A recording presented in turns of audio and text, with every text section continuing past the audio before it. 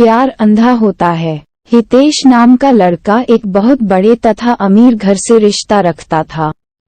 मेरा कहने का मतलब है कि वह लड़का मतलबी रितेश के पिताजी एक बहुत बड़ी नौकरी तथा उसका एक बहुत बड़ा साम्राज्य हुआ करता था, जिस कारण से हितेश अपने बाप के पैसों पर बहुत ज्यादा घमंड किया करता था।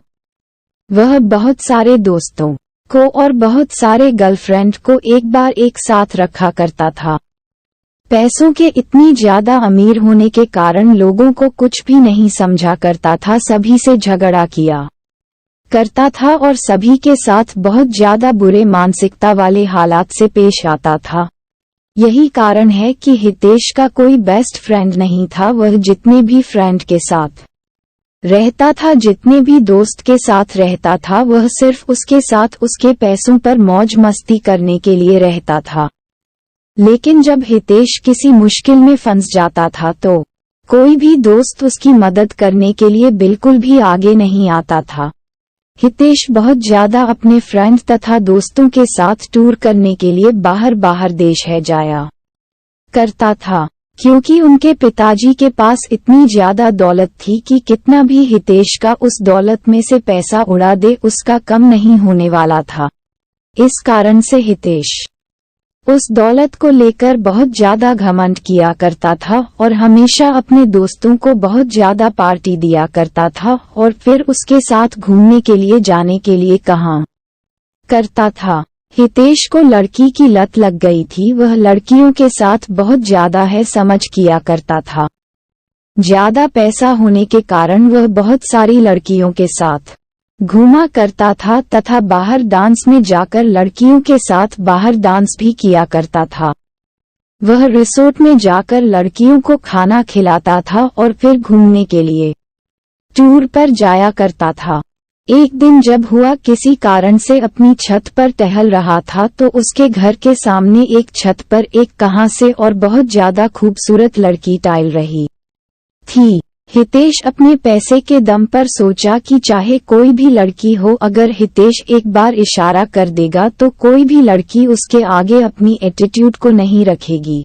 लेकिन वह एक अच्छे और अच्छे परिवार से बिलोंग करती थी। वह लड़की ऐसी वैसी लड़की नहीं थी जो किसी की पैसों को देखकर उनके साथ चला जाए।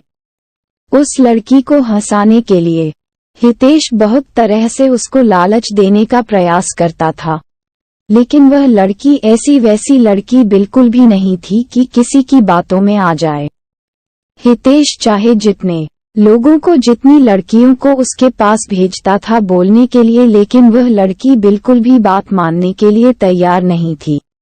हितेश लड़की के लिए मानव जैसे पागल होता जा रहा था, क्योंकि हितेश के अंदर इतनी ज्यादा एटीट्यूड था कि अगर वह लड़की ना कर दिया तो उसमें बहुत ज्यादा गुस्सा आ गया था।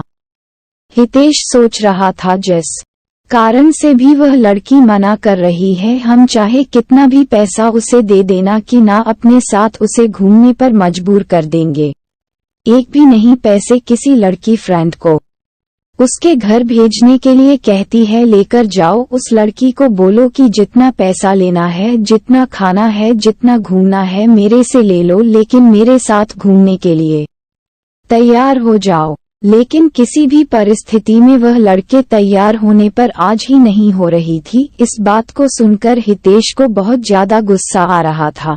अब धीरे धीरे हितेश बिल्कुल भी बदलने लगा था। हितेश को उस लड़की के अलावा कोई भी लड़की नहीं दिखती थी। जितनी भी लड़की के साथ हितेश घुमा करता था, अब वह उन लड़कियों से बिल्कुल भी दूर हो चुका था। अब वह ज्यादातर वक्त अपना घर में ही गुजारा करता था। जब वह लड़की अपनी छत पर आया करती है तो हितेश अपनी चाहत से उस लड़की को निहारने का प्रयास करता था, उसे मनाने का प्रयास भी करता था।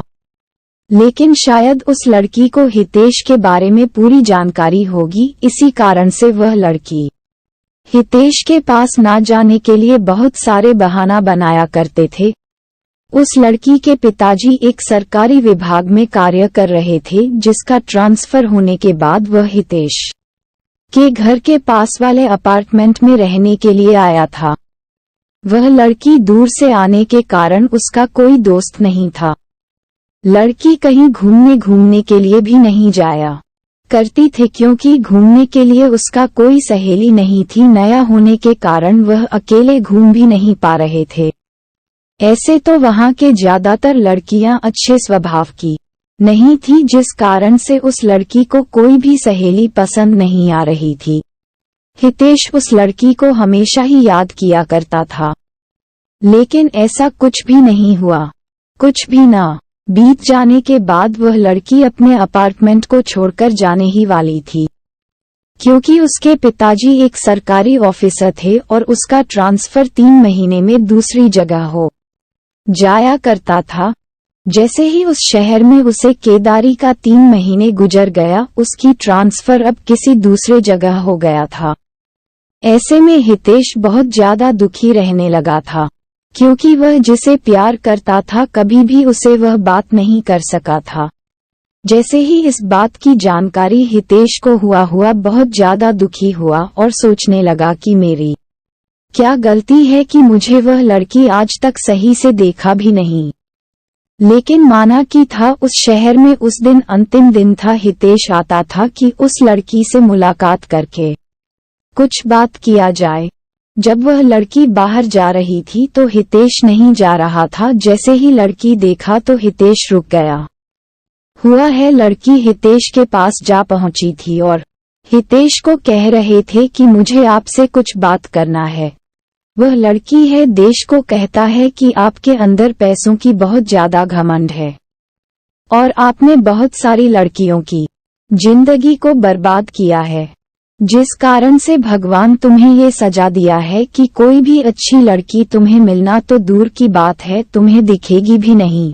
ऐसा कहकर माना कि आगे बढ़ जाती है। हितेश मन ही मन अपने आप को कोसता रहता है।